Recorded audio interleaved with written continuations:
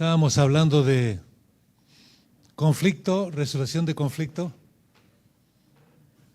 Estamos hablando de el origen del conflicto que se originó en el cielo con Lucifer, el ángel perfecto, que se vio hermoso, se enamoró de sí mismo y allí estuvo el nacimiento del mal. Quiso ser semejante a Dios, quiso ser superior a Jesucristo. Allí comenzó el conflicto dentro de su mente. Luego, el conflicto con Cristo, la batalla en el cielo, fue arrojado a la tierra como el dragón, la serpiente antigua, y allí entonces conquistó a nuestros padres, Adán y Eva, Satanás de su lado, le metió en la mente de Eva el conflicto que él tenía en el cielo, de querer ser semejante a Dios, de querer ocupar el trono de Dios. Y Eva también quiso de alguna manera ser semejante a Dios y cayó en la trampa. Y se originó primeramente el conflicto entre Eva y Satanás cuando Eva trata de defender a Dios, ¿no es cierto? Y discute con Satanás. Y allí es cuando Satanás gana la batalla y ahora el conflicto está dentro de su mente. La naturaleza del mal y la naturaleza del bien batallan dentro de la mente de cada ser humano desde la creación del mundo. Vemos que ese conflicto también se hizo grupal cuando combatieron los ángeles de Dios con los ángeles de Satanás y fueron arrojados a la tierra, la tercera parte de los ángeles del cielo. Se hizo grupal, luego el conflicto se metió dentro de la mente de Adán y Eva, luego hubo discusión y peleas entre ellas, Adán culpando a Eva de lo que había caído, lo que había pasado, luego tienen sus hijos y Caín mata a Abel. El conflicto sigue produciendo tragedia en todo el mundo. Decía que dos personas pueden decidir el destino de dos naciones en el mundo. La Primera Guerra Mundial, la Segunda Guerra Mundial con Hitler y los otros, y ahora la posible Tercera Guerra Mundial con Putin. Biden casi la llevó a la Tercera Guerra Mundial, y Zelensky de Ucrania. Y ahora vino Trump tratando de parar esa posible Tercera Guerra Mundial, que si realmente ocurriera, difícilmente haya un lugar bien seguro en el mundo para sobrevivir. La cantidad de bombas de energía atómica, de cargas atómicas, de bombas atómicas que tienen los rusos, 6.800, como le dicen, tiene un arsenal atómico. Estados Unidos tiene 2.000 y pico, Francia como 500, 600, Inglaterra otro tanto, pero entonces en una guerra nuclear nadie sale victorioso, todos perdemos. Los lugares más seguros, decían algunos, son la zona de Australia, la zona de Sudamérica, de allá para el lado de Chile, Argentina, cerca de la Antártida, que sería la zona más segura porque aún Australia no sería seguro. La Universidad Rutgers de New Jersey hizo un estudio y dijo que Australia y Argentina eran los lugares más seguros para una guerra nuclear, pero Australia no es seguro porque está cerca de China. Ningún país de Europa es seguro porque todos están envueltos en la guerra. Canadá no puede ser seguro porque está envuelto en la guerra. México tampoco porque está pegando a Estados Unidos. Lo más seguro, lo más lejos que sea del escenario de la batalla nuclear, sería allá en la Antártida, en la Patagonia de Chile y Argentina. Pero por la gracia de Dios eso no va a ocurrir. Si fuera por el diablo sí ocurriría. El conflicto llegaría a la autoaniquilación de la vida humana en todo el planeta.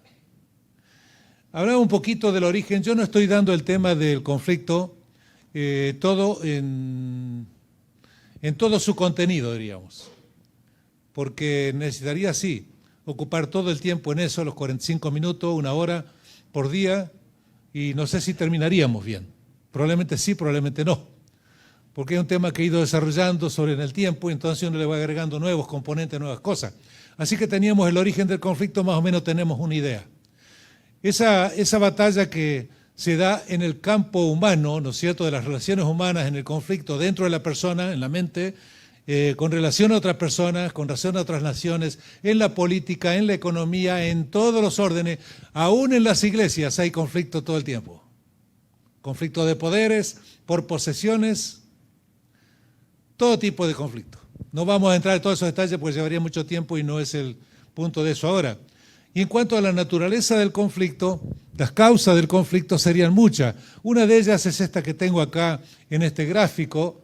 Este es un tema bien largo, el tema de las creencias. Está basado en el tema de los traumas que uno recibe como niño en la infancia. Padres abusadores psicológicos, emocionales o verbales. Abusadores físicos, golpes, pellizcones, patadas, empujones. Y abusadores sexuales también. Mayormente son los padrastros, los parientes, la gente cerca de la familia, los amigos, que suelen ser los principales responsables del abuso de niños. Yo he estado trabajando con estos casos, con la Corte de Defensa, ¿no es cierto?, de protección de los niños y adolescentes de los 3 tipos de abuso que ya les mencioné, por 20 años, poco más de 20 años, allí en Pensilvania. Entonces, en lo que le proveíamos a la Corte como 15 diferentes tipos de servicios, inclusive escuela para padres, entrenar a los padres cómo tratar a sus hijos, llevar los casos clínicos de cada persona, ¿no es cierto?, hacer evaluaciones psicológicas, psicoterapia individual, matrimonial, familiar, grupal, evaluaciones de ofensores sexuales de niños, psicoterapia para ofensores sexuales, para la víctima, para la madre, que muchas veces la madre suele ser cómplice de estas cosas. Conflicto, conflicto, conflicto. Y entonces en la infancia, con estos tipos de abuso, se producen, ¿no es cierto?, estructuras. Usted cuando va a levantar un edificio, ¿no es cierto?, hace los fundamentos, ¿no es cierto? ¿Sí? Los que son albañiles o constructores usan el cemento para que la estructura de un edificio esté fuerte y resistente y pueda resistir los embates del tiempo, ¿no es cierto?, en sus 2 dimensiones, o sea, el tiempo que pasa y envejece y el tiempo relacionado con vientos, huracanes, tornados, lo que fuere. El deterioro de las cosas. Y entonces la estructura, en el cuerpo humano la estructura son los huesos. Si no tuviéramos huesos no podríamos estar parados ni... Seríamos solamente carnes, músculos, tendones, nervios y todas esas cosas. Cerebro. Entonces, con la infancia y en la infancia se producen estas formaciones en el cerebro como si fuera un cemento. Y esto es como una matriz. ¿Tienen idea de lo que es una matriz en una fábrica de automóviles, no es cierto? Que es una pieza de metal con una forma de un guardabarro que... le imprimen en una chapa, ¿no es cierto?, caliente y le dan la forma a la chapa y forman un guardabarro. Después va otra pieza y así, van haciendo las partes. ¿Les queda claro eso? ¿Sí? ¿Les queda claro? Ok, entonces la matriz es, digamos, esta matriz cognitiva es por la mente, el pensamiento, las emociones, la parte psicoafectiva. Es decir, esta matriz se forma con la relación que tienen los padres con los niños. Si son padres abusadores, ya están construyendo un fundamento de cómo va a funcionar y cómo va a ser la mente de ese niño, cómo se va a expresar emocionalmente, cómo van a ser sus sentimientos, cuáles van a ser sus sentimientos y emociones, y su comportamiento.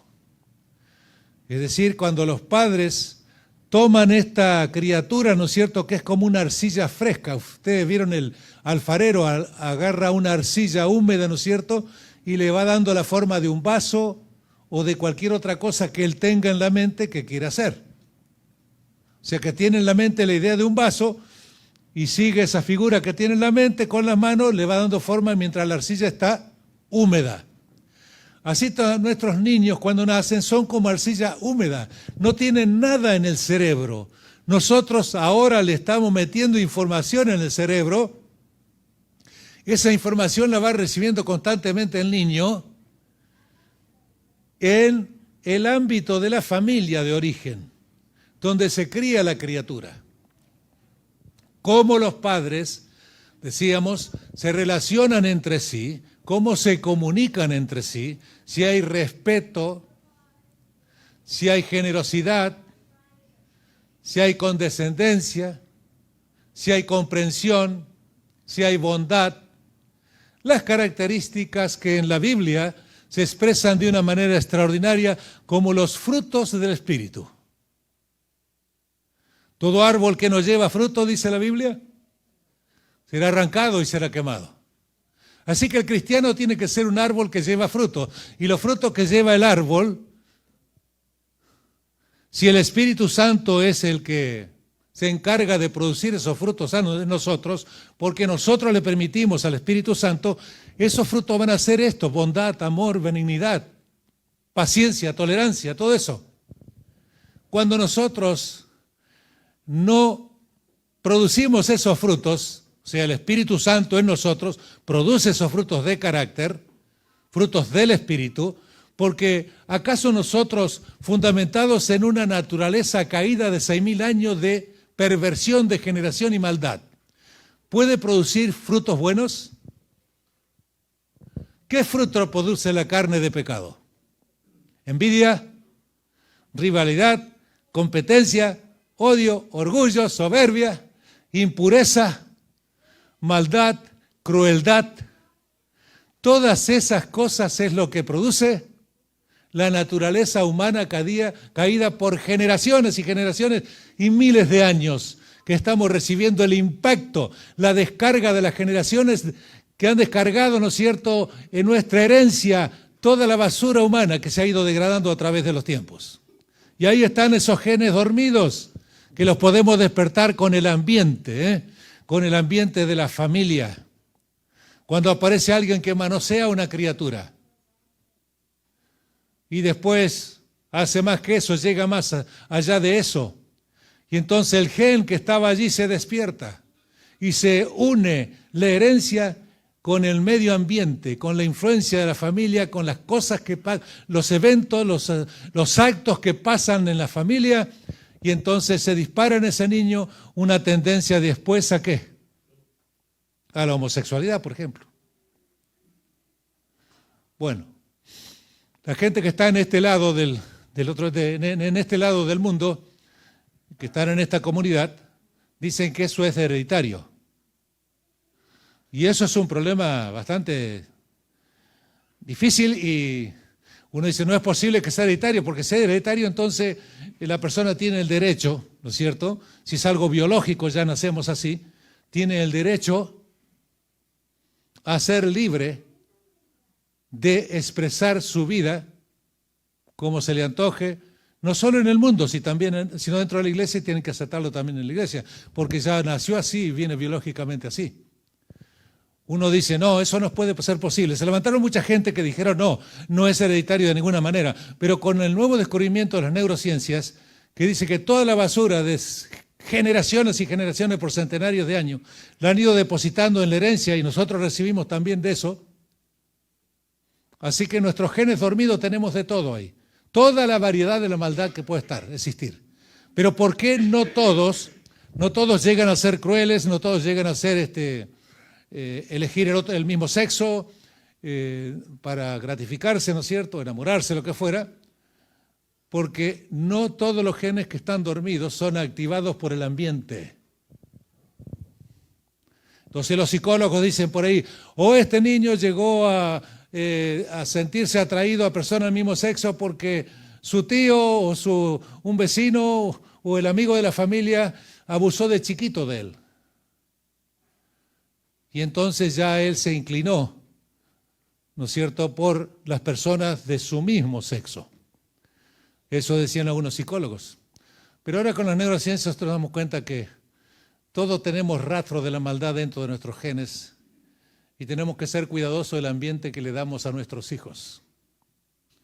No dejen que sus niños vayan a dormir a la casa de otra gente, aunque sean sus parientes y sus parientes más próximos, no importa. Yo he tenido ofensores sexuales en terapia de grupo que han violado a los niños de sus hermanos. Sí, como les digo, niños chicos. Y cuando uno le pregunta por qué lo hiciste, no me podía contener.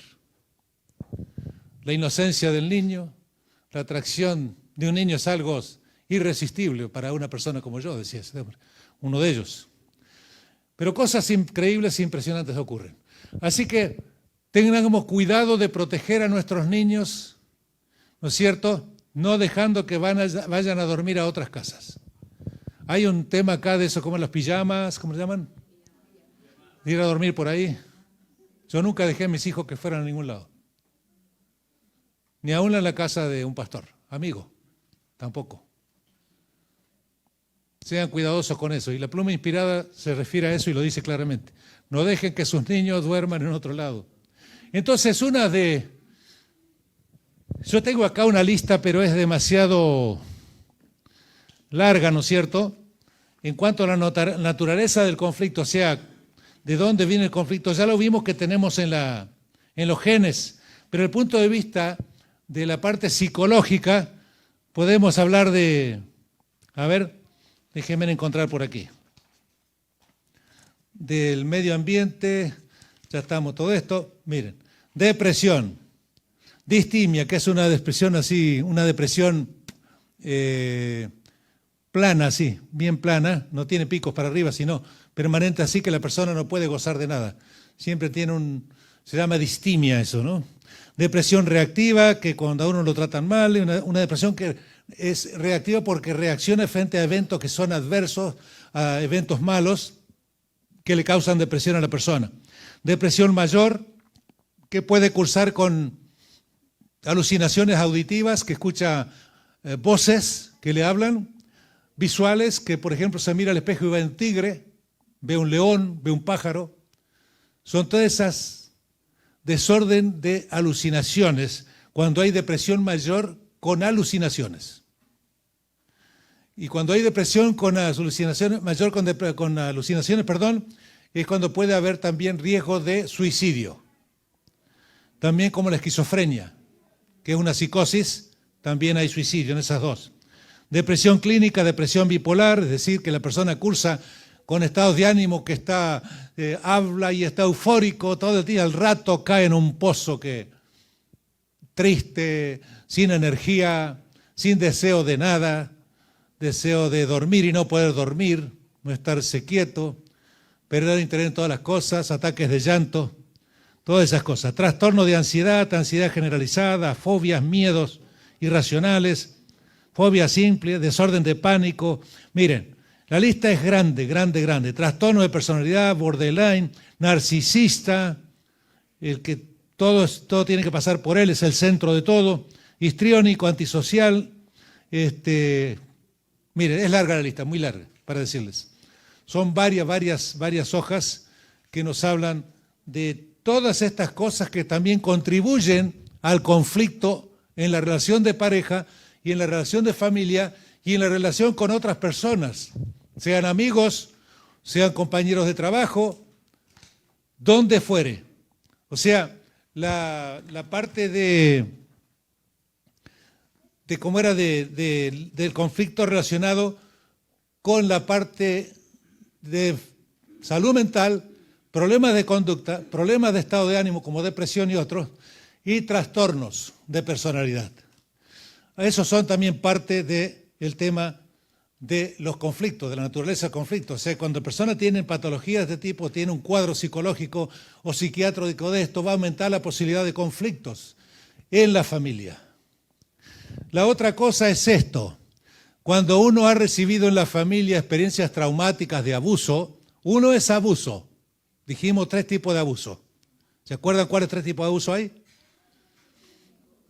Uno, psicológico o mental. El otro, físico. Y el otro, sexual.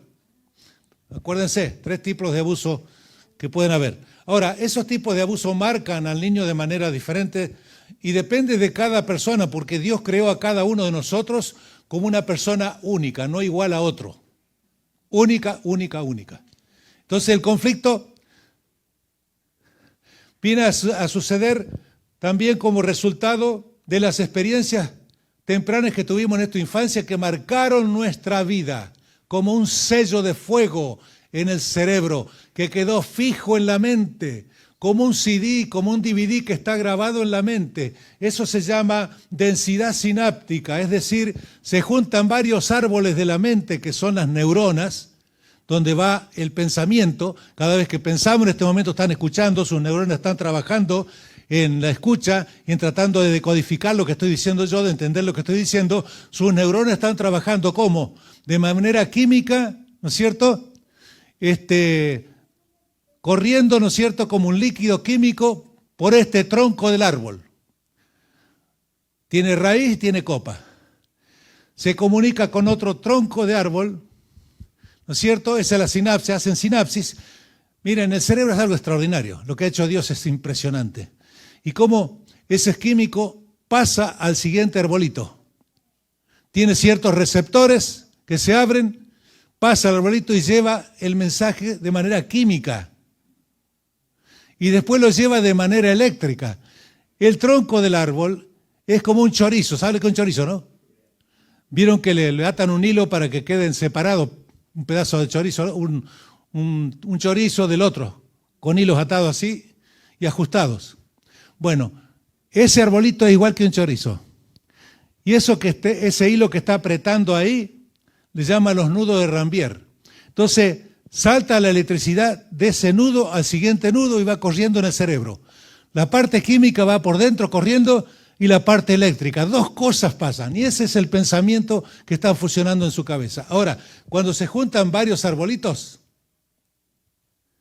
entonces se produce lo que llaman densidad sináptica. Es una densidad, una acumulación de varias neuronas, varios árboles que se han juntado ahí, que forman un clúster, y entonces ahí están las memorias, los recuerdos, las imágenes que tiene usted de la infancia.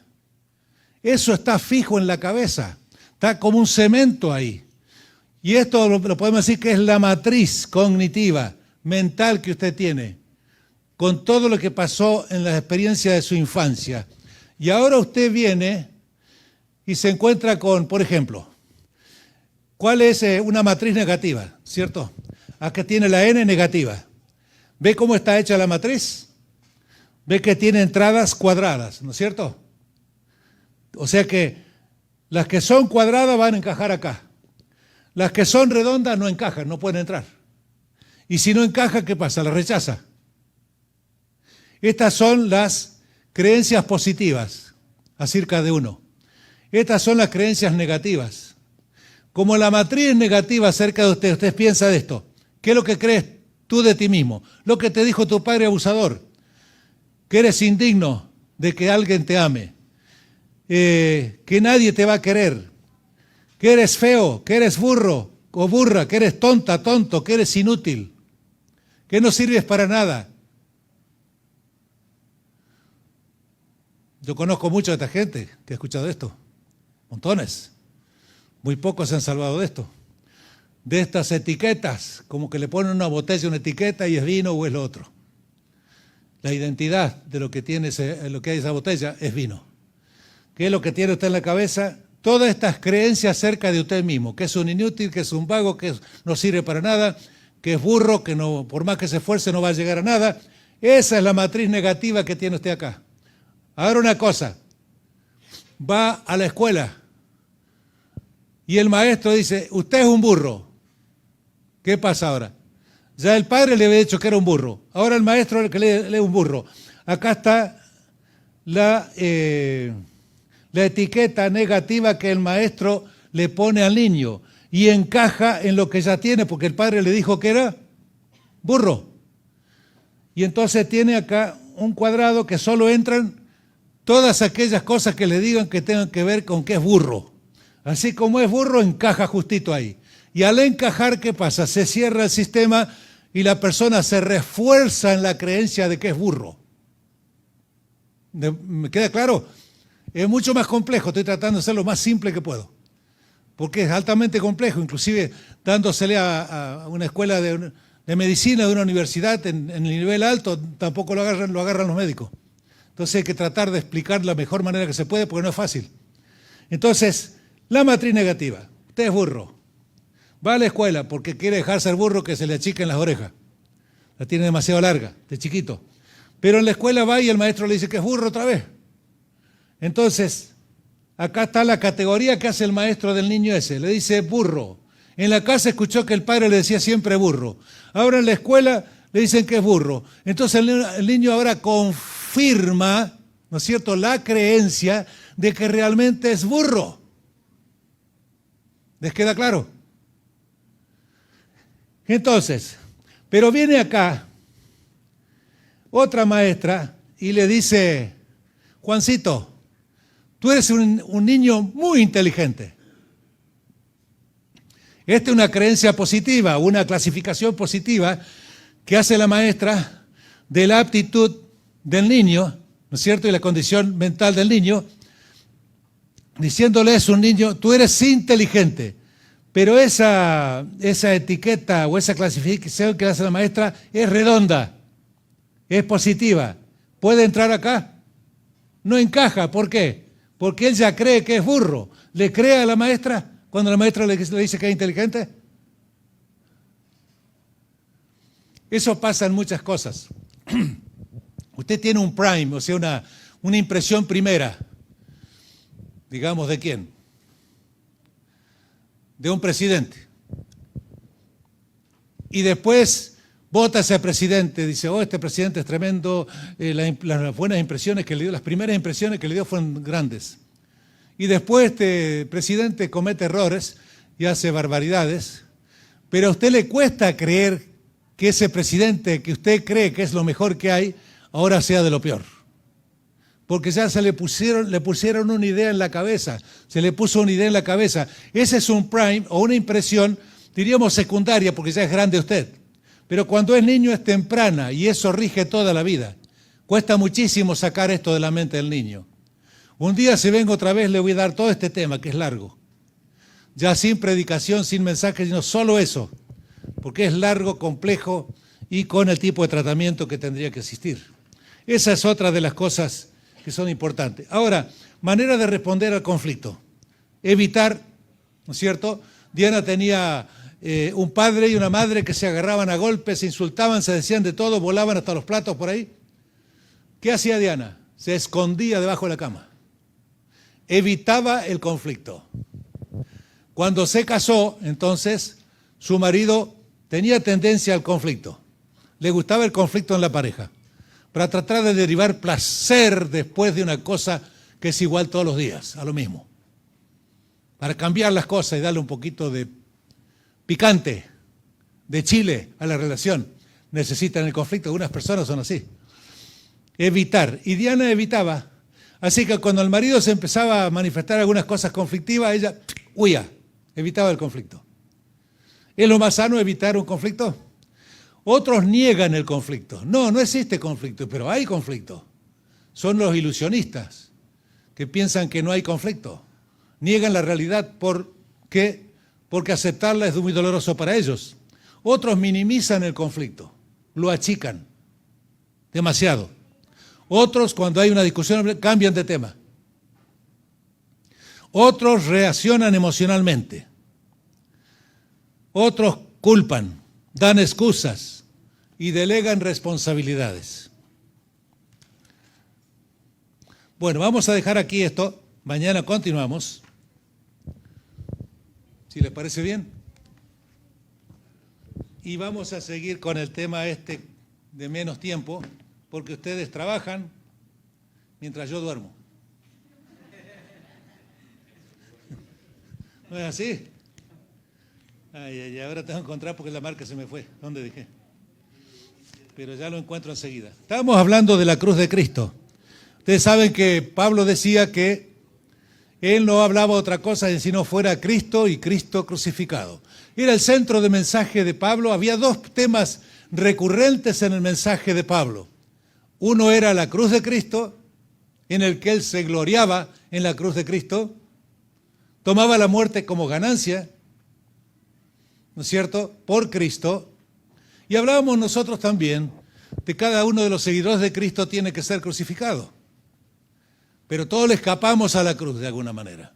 Le escapamos a la cruz por el dinero, le escapamos a la cruz por el poder, le escapamos a la cruz por la fama, le escapamos a la cruz por la posesión, con un cargo, con una posición en el trabajo superior a los demás, le escapamos a la cruz por rivalidad, le escapamos a la cruz por impureza moral, porque queremos hacer las cosas de nuestra manera y no queremos crucificar a nuestro yo con todas sus tendencias, pasiones, impulsos y deseos impuros. Aún los gestos más nobles y buenos de las personas, dice aquella mujer, están contaminados con un poco de egoísmo, en el fondo. O sea que el desarraigo de nuestra naturaleza es una operación terrible y desgarradora, porque significa que tenemos que desprendernos de cosas a las que nos hemos aferrado toda la vida, y es parte de nuestra experiencia humana de vida.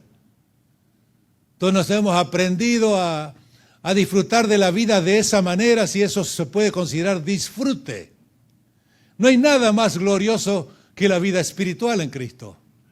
No hay nada más glorioso cuando tú sometes a las pasiones al dominio y al predominio de la conciencia, dirigida por el Espíritu de Dios, guiada por el Espíritu de Dios.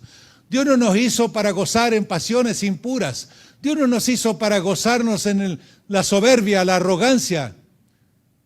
Dios no nos hizo para gozarnos en el dinero como el fin último de la vida. ¿De qué vale, dijo Cristo, que te llenes de graneros de trigos por todos lados y tu vida se derrama por las cisternas rotas que no retienen el agua que consumes? Porque la vida se va, cada día se va, se agota. Y la gente corre desesperada detrás del dinero, como loco. Eso es idolatría.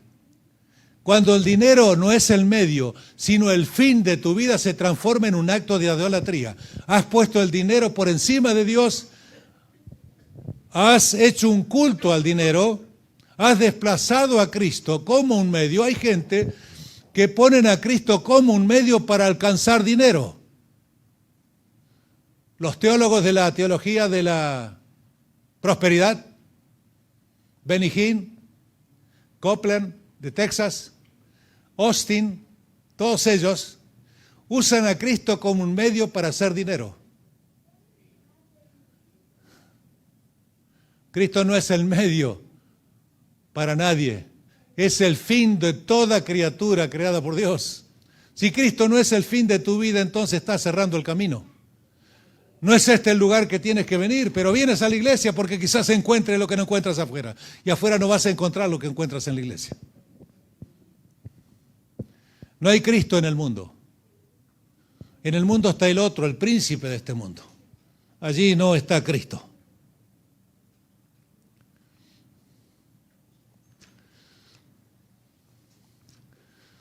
Ya seguimos avanzando acá.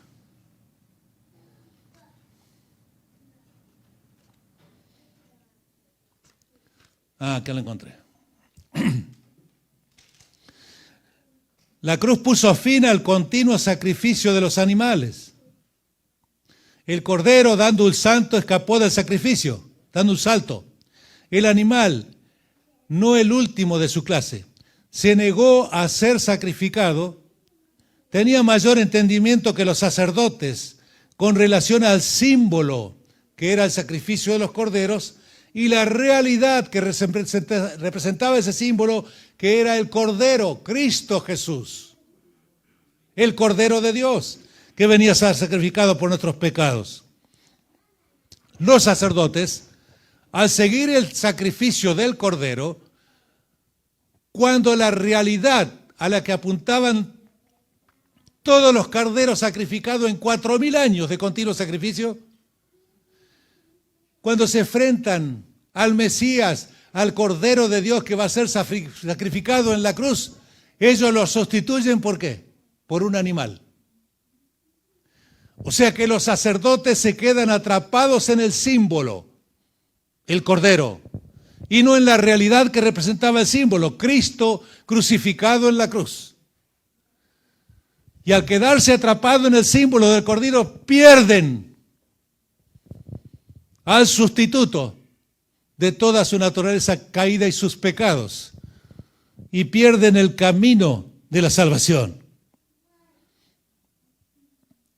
El último y los últimos corderos antes de la cruz ya habían cumplido su misión había terminado el día cuando Cristo fue levantado en una cruz. Ese mismo día los impíos sacerdotes quisieron cancelar el sacrificio de Cristo y el carácter del sacrificio de expiación en la cruz, rivalizando con el objeto, el sujeto central que era Cristo, del sacerdocio anunciado por 4000 años. Se aferraron al símbolo y despreciaron a quien representaba el símbolo, los símbolos, a Cristo. ¿No nos pasa muchas veces a nosotros que nos aferramos a cosas que no tienen vida, que no tienen redención, que no tienen salvación y dejamos a Cristo afuera? Los corderos ya habían cumplido su misión, sin embargo ellos continuaban. Se aferraron al símbolo, rechazaron su cumplimiento en la cruz. Se querían lavar la conciencia del asesinato del Hijo de Dios a través del brazo romano con la sangre de un animal. El cordero, mirando al vulgar deicida, podría haber hablado y haberle dicho: no, yo no puedo morir por ti. Esto se acabó hoy, con mi compañero del rebaño, el cordero que mataste ayer. Allí está el que nosotros, ¿no es cierto?, ahogados en sangres, anunciamos por 4000 años que habría de venir. Yo no soy el que debe morir hoy. No me confundas. Soy un animal con una persona como es Cristo, a quien representamos con nuestro sacrificio por tanto tiempo. Ya cumplimos la misión. Mi sacrificio sería inútil y no tengo que morir. Nosotros, los de nuestra especie, los corderos, nos cansamos de morir por ustedes casi en vano. Siempre duros de cabeza, nos mataban más porque codiciaban nuestra carne que ser limpiados con el símbolo y la realidad representada por el Cristo en la cruz. Yo no soy más que un símbolo. Yo no puedo hacer nada como un símbolo, sino represento a Cristo, que es el cumplimiento de lo que yo he hecho. Me vacías con tu incredulidad, sacerdote profano, de la realidad que es Jesús, a quien como animal sacrificial represento. Atrapado estás en el rito, no representan nada, sino perdón, ¿no es cierto?, de vuestros pecados. No podemos hacer nada por ti. El que pende de la cruz es el sacrificio completo de cada uno de ustedes. Pero ustedes lo rechazaron. ¿Qué pasó con aquel célebre corderito que se negó a ser sacrificado inútilmente? Desapareció. Aquel corderito que soltó Cristo en la cruz. Que quizá Dios se lo llevó al cielo como un testimonio de la incredulidad de su pretendido verdugo sacerdote. Cuando Pablo llegó al lugar más importante de la cultura de su tiempo, Grecia, declaró que el tema principal de su discurso no era otra cosa que Cristo y Cristo crucificado. ¿De qué hablamos nosotros después de 2000 años de la cruz? Muy poco se está predicando en las iglesias acerca de la cruz de Cristo. ¿O ustedes creen que se está predicando bastante? ¿No? Muy poco se predica ya de la cruz de Cristo. Por eso yo dije: Señor, yo voy a predicar de la cruz, si me permites. Cristo crucificado era el centro de la vida de Pablo, no solo su prédica. 1 Corintios 12:2, 1 Corintios 1:23, sino el centro de su vida. Para los romanos decíamos la cruz un instrumento de ejecución de criminales sentenciados a muerte. El tema de la cruz de Cristo afecta profundamente la fe de un seguidor, ¿no es cierto?, en relación funcional, diaria, de diaria recapitulación personal. Es decir, yo soy crucificado diariamente. Cada vez que yo renuncio a mi ego, cada vez que yo renuncio a mi yo, Cada vez que yo le niego al yo las pulsiones e impulsos y deseos que tiene de dominar mi vida, y yo rindo mi yo a Cristo, yo estoy siendo crucificado.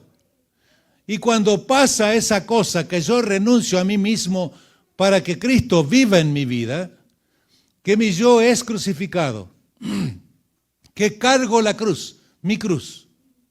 Yo estoy recapitulando, reactualizando, actualizando en mi vida cada día el sacrificio de Cristo en la cruz por mí. Cada día. Es lo único que tengo.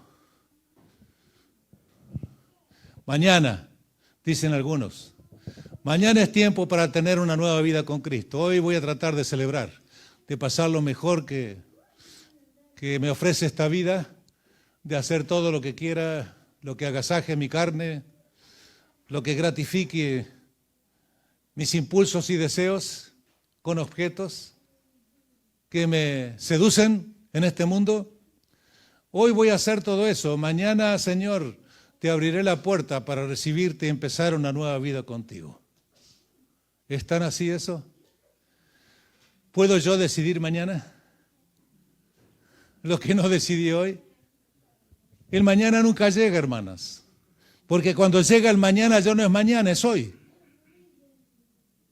Un predicador de allá de Rumania, en la época del comunismo, Pavel Goya, cuenta un relato, siempre lo suele contar, y lo repite muchas veces, que había un turco que estaba vendiendo helados, ahí en la calle. Y en una propaganda el turco decía, cómprate un helado hoy y mañana te doy 2. ¡Ja! Goya era joven, ¿no es cierto? Ahora está en la Asociación General, Ministerio de Oración. Contento, él se la creyó, re bien. Al otro día viene, señor turco, ahora vengo por los 2 helados que usted me dijo ayer que me le iba a dar. ¿Cuándo te dije? Ayer. Ayer ya pasó, me dice. Bueno, tú me dijiste ayer que me le iba a dar mañana. Hoy no es mañana. El mañana nunca llega. Hoy es hoy. No piense que se van a comer dobles helados si dicen mañana Cristo.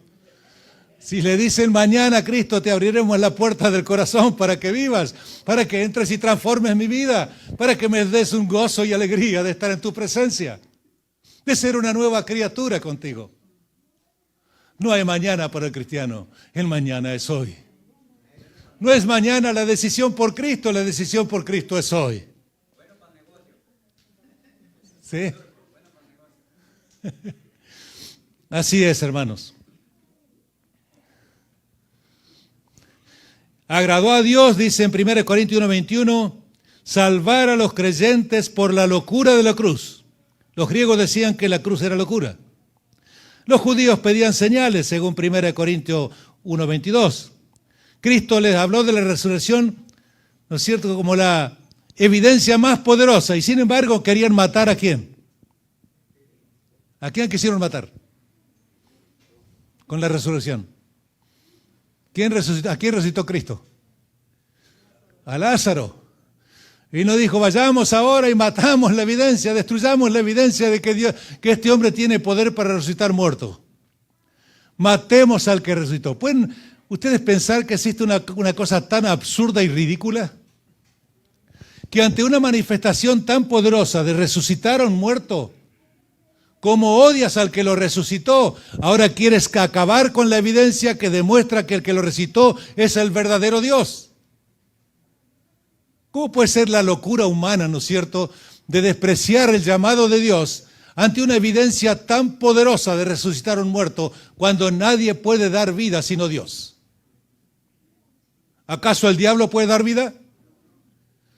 ¿Cómo puede ser que esta gente, educado en teología como nadie en aquel tiempo, Pablo tenía 2 doctorados en filosofía, ¿cómo puede ser que esta gente, educado en todo esto, haya sido tan necios e insensatos?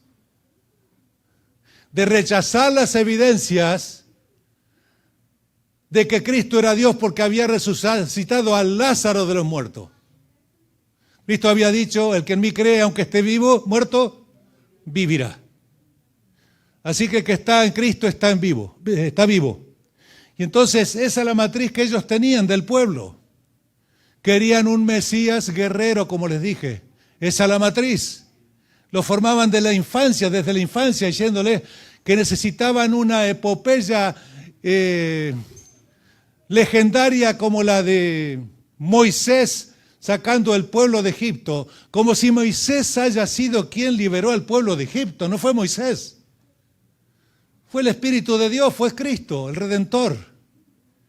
El que le dijo, pinta los dinteles, los marcos de las puertas de la sangre. Que la libertad viene de la cruz, no viene de ningún otro lado. No viene de ningún hombre sobre la tierra. No hay libertad que pueda ofrecer el hombre, sino esclavitud. Solo Dios puede ofrecerte libertad. Mientras no seas libre del pecado y de las consecuencias del pecado, eres un esclavo de la enfermedad y de la muerte. No hay opción sino Cristo, por favor. ¿No es hora de que volvamos a Cristo dentro de la iglesia con todo el corazón? ¿No es hora que tratemos de vivir los gozos y el deleite, las maravillas que es tener una vida espiritual en Cristo? En oración, persistente oración, agradecimiento a Dios, glorificación de Dios en la oración antes de pedir. Gracias. Glorificado sea tu nombre, Padre, Espíritu Santo, Jesucristo. Gracias, oh Dios, por esta salvación tan grande. Gloria sea al Padre y al Hijo por la vida que nos ofrece y nos da gratuitamente. Gloria por el sacrificio de su sangre. Mucha gente ha derramado su sangre en luchas, en guerras y en todo tipo de combates, pero esa sangre no sirve para nada. No es sangre de redención. Solamente una sangre es la sangre que redime. Una sangre es la sangre que da vida, porque la vida está en la sangre de Jesucristo, nuestro Salvador. No hay sangre fuera de Cristo. Todas las demás sangre que se derraman, un padre que dé la vida por su hijo y derraman su sangre, salvará a su hijo de esta muerte, pero no de la venidera. Solamente la sangre de Cristo es la sangre que salva. No hay salvación fuera de la sangre de Cristo. Piedra de tropiezo era el evangelio para los israelitas. Crucificaron a Cristo como un maldito, se maldijeron a sí mismos diciendo su sangre caiga sobre nuestras cabezas de nuestros hijos. Cristo lloró al entrar a Jerusalén diciendo, Jerusalén, Jerusalén, que matas y apedreas a los profetas. ¿Cuántas veces quise juntarte como la gallina debajo de las alas, sus polluelos? Y no quisiste. Matriz que gobierna el pensamiento de la persona y las elecciones y las decisiones. ¿Cuántas veces?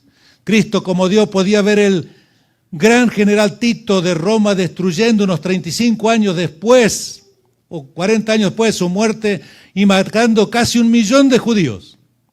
Él vino a salvar a Jerusalén de esta tragedia, dando su vida por ellos. La sangre de la redención fue sangre de condenación y maldición porque vino primeramente a los suyos y los suyos no lo reconocieron. Los desconocían su voz, no aceptaban su ministerio basado en el principio de paz y amor. Rechazaron su sangre, lo crucificaron como un maldito y se automaldijeron. Los romanos mataron 1 millón de judíos. Y muy probablemente dentro de los límites de las murallas de Jerusalén, allí también estaba el joven rico, el que cambió a Cristo por el dinero. Él había puesto en su vida el dinero como un fin, no como un medio. Cuando Cristo le dijo, vende todo lo que tiene, dáselo a los pobres, le estaba diciendo, tienes que ponerme como fin de tu vida si quieres ver la vida eterna a mí, no al dinero. ¿Y qué hizo él? Lo vio a Cristo como un medio, no como un fin. Era un idólatra. Su vida estaba totalmente inmolada al Dios del dinero. Y cuando vino el ejército romano, incendiaron la ciudad y masacraron 1 millón de judíos, allí aquel hombre habrá pensado la gran pérdida que tuvo, no solamente terrenal, sino la pérdida de la vida eterna que una vez deseó tenerla. Pero estaba combatiendo con el enemigo de las almas que había puesto el dinero como el principio fundamental de su vida. ¿Qué hay en tu corazón, hermano, hermana? Primero en tu corazón. ¿Está Cristo levantado en una cruz encima de tu ego crucificado? Allí en tu ego está la batalla entre el bien y el mal. Es el campo de batalla de las dos naturalezas, la naturaleza del bien y del mal, que entraron en el momento que Eva aceptó la mentira de Satanás, desobedeció a Dios y nos trajo esta desgracia que estamos viviendo ahora.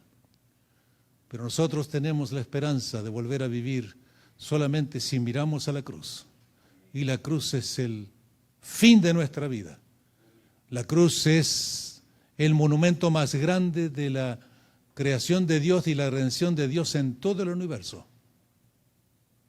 El día que todo el universo tembló cuando el Hijo de Dios estaba dando su vida por cada uno de nosotros.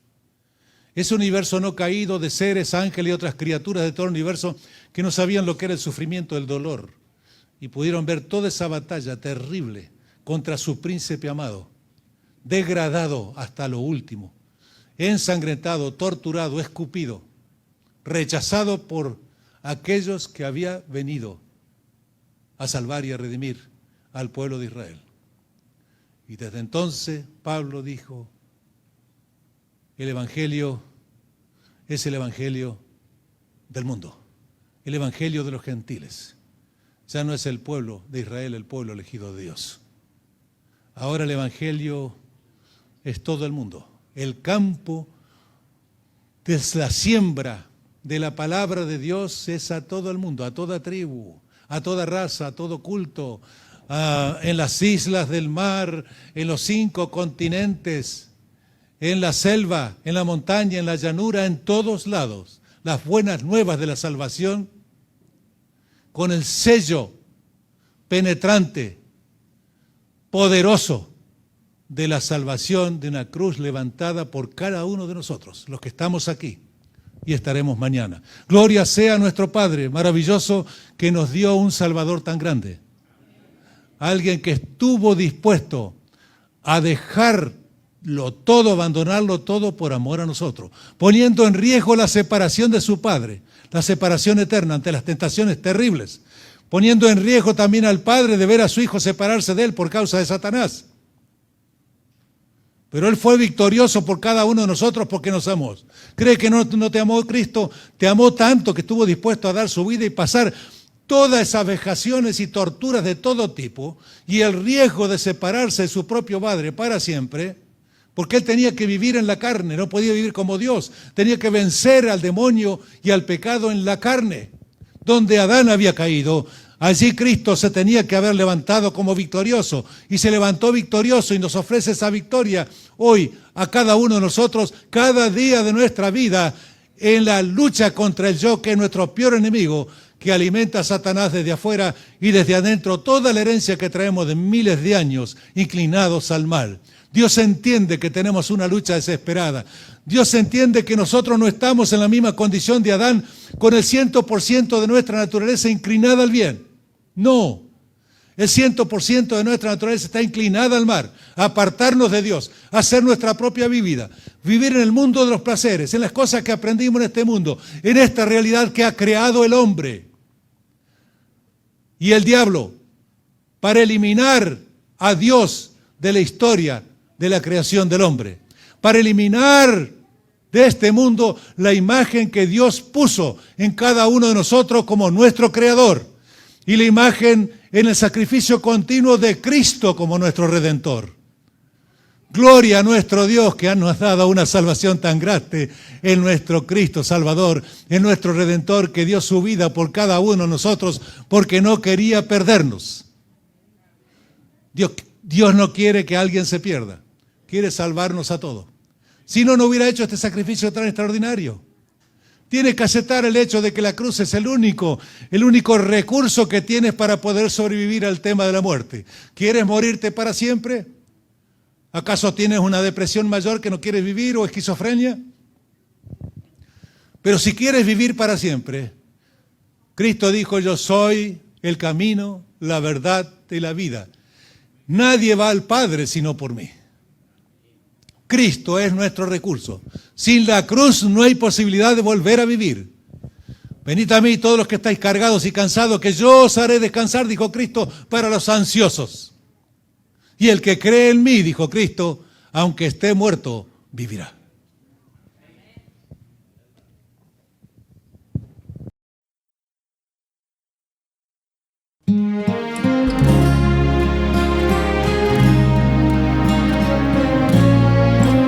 Sublime y excelso es mi Creador. Su gloria cubre cielo y tierra. El sol y las estrellas se alimentan de su esplendor. Cada respiro, cada palpitar son su propiedad. Sabroso y nutritivo alimento es adorarle, como la suave brisa de lluvia temprana es alabarle. Sublime y excelso es Jehová. Él creó el tiempo, hizo el espacio y puso la materia. Orbita el átomo, extendió el rayo y dio latido al corazón.